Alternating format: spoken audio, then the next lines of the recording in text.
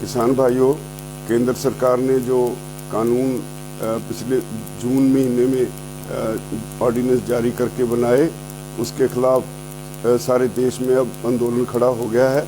और आंदोलन जब अपनी शिखर पे पहुंचा तो आपने देखा होगा कि कैसे सरकार ने अपने हथकंडे इस्तेमाल करके इस आंदोलन को तोड़ने का हर यत्न ही नहीं किया और इसको एक गहरी चोट पहुंचाई।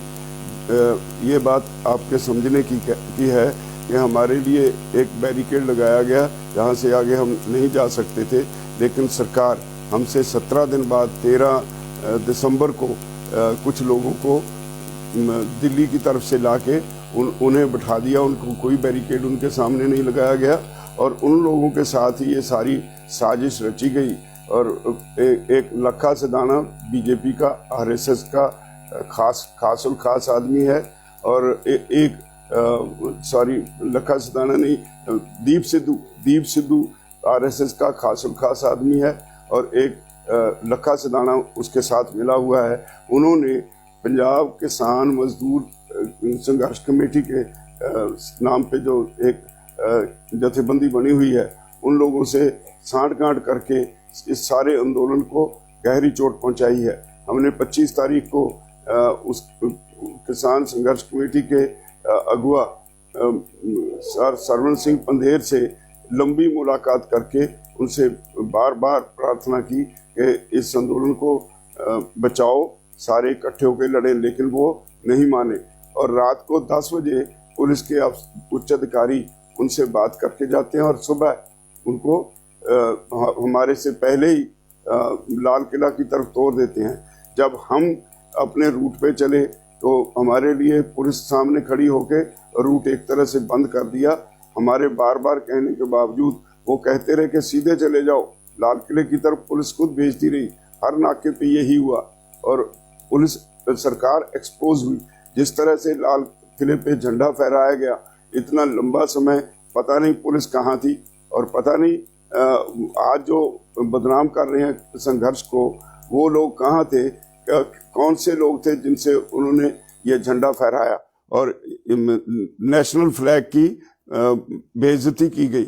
हमें इसका बहुत खेद है। हमने, हालांकि हमारी इसमें कोई गलती नहीं, क्योंकि आंदोलन की शुरुआत हमने की थी, इसलिए कल हमने प्रेस कॉन्फ्रेंस करके इसके लिए भी अपनी इखलाकी जिम्मेवारी समझते हुए माफ़ी मांगी देशवासियों से कि अगर किसी ने भी इस आंदोलन का नाम लेके नेशनल फ्लैग की बेअदबी की है तो हम उसके लिए हमें खेद है।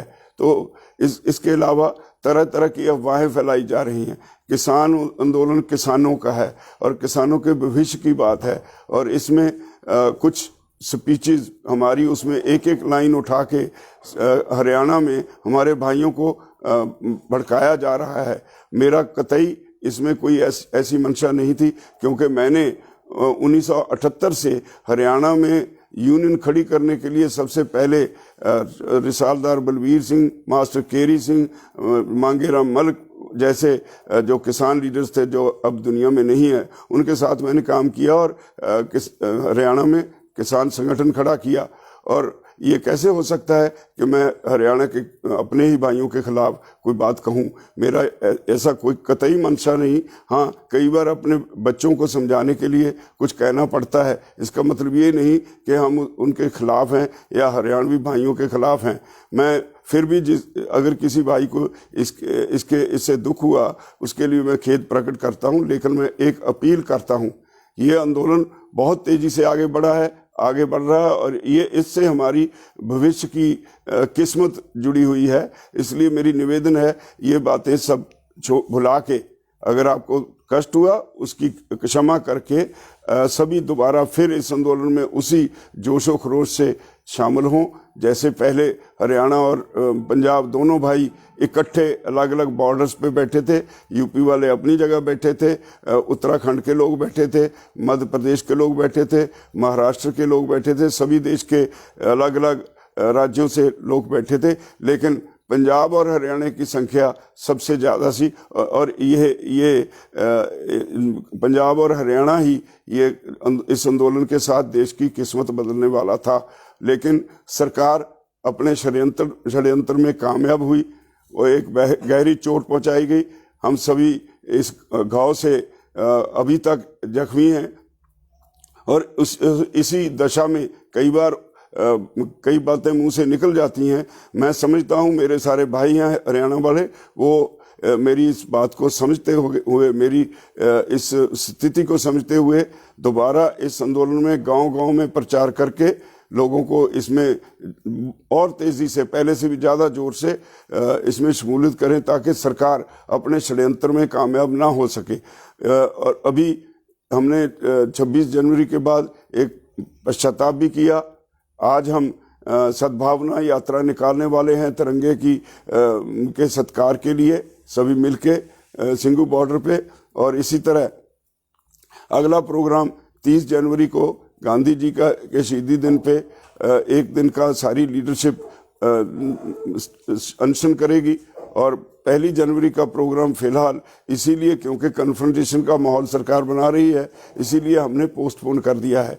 तो मेरी सभी भाइयों से निवेदन है, मेरी इस बात को गंभीरता से लें। आंदोलन बहुत बड़ा है, आंदोलन आपके भविष्य का, आपके बच्चों का, आपके परिवारों का, उन सब के लिए है और उनके भविष्य को तय करेगा। इसलिए ये छोटी बातें, मैं बहुत छोटा आदमी हूँ आंदोलन के मुकाबले। अगर किसी को दुख हुआ है तो मेरी बातों से नाराज होके आंदोलन को मत बिगाड़ें, आंदोलन को उसी सतर पर फिर लेके आए। मैं उम्मीद करता हूँ कि सभी भाई मेरी इस बात को जरूर मानेंगे। धन्यवाद।